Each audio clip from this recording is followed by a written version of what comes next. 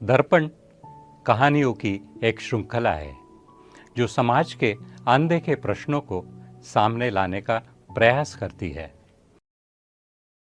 आज की कहानी बुद्धिमान उल्लू, चिप वाला बंदर और एआई की सीख।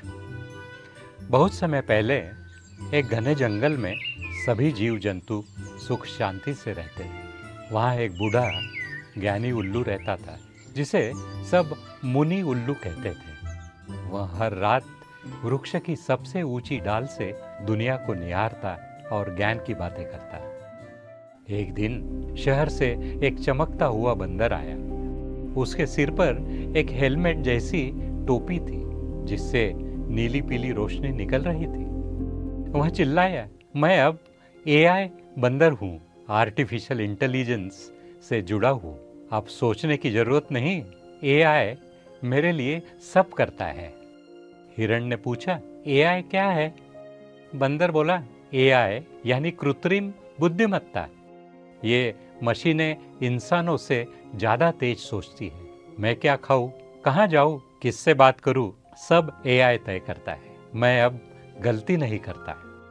तोते ने चहकते हुए कहा, क्या ये जादू है? बंदर गर्व से बोला, ये भविष्य है, जादू नहीं। मुनि उल्लू ध्यान से सब देख रहा था। वहां बोला, बेटा, एआई एक औजार है, तेज, सक्षम, परंतु अंधा। सवाल यह नहीं कि एआई क्या कर सकता है, सवाल यह है कि तू खुद क्या नहीं कर रहा। बंदर हंसा, मैं सब कुछ एआई से करवा सकता हूँ, सोचना, निर्णय लेना, यहाँ तक कि दोस्त चुनना भी।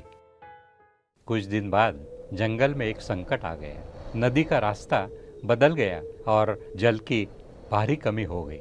सभी जानवर घबराए। बंदर ने एआई से पूछा, अब क्या करें? पर नेटवर्क फेल हो गया। बंदर घबरा गया क्योंकि वह अब खुद नहीं सोच पाता था। उसी समय मुनि उल्लू बोला, एआई का उपयोग जानकारी प्राप्त करने, संकेत समझने और फैसले को सुदृढ़ करने में करो, लेकिन अंतिम निर्णय तुम्हारे विवेक से होना चाहिए। बंदर को बात समझ में आई। उसने सब जानवरों से मिलकर जल संग्रह का उपाय निकाला। इस बार अपने मन से वह एआई से मार्गदर्शन तो लेता था, पर निर्णय खुद लेने लगा।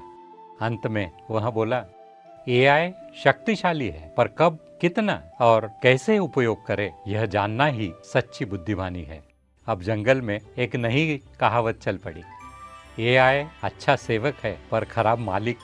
तो हमारी सीख क्या होगी इससे? एआई ज्ञान का दीपक है, पर हाथ तुम्हें ही बढ़ाना होगा। यदि मनुष्य सिर्फ एआई पर निर्भर हो जाए तो उसकी चेतना कुंद हो जाती है।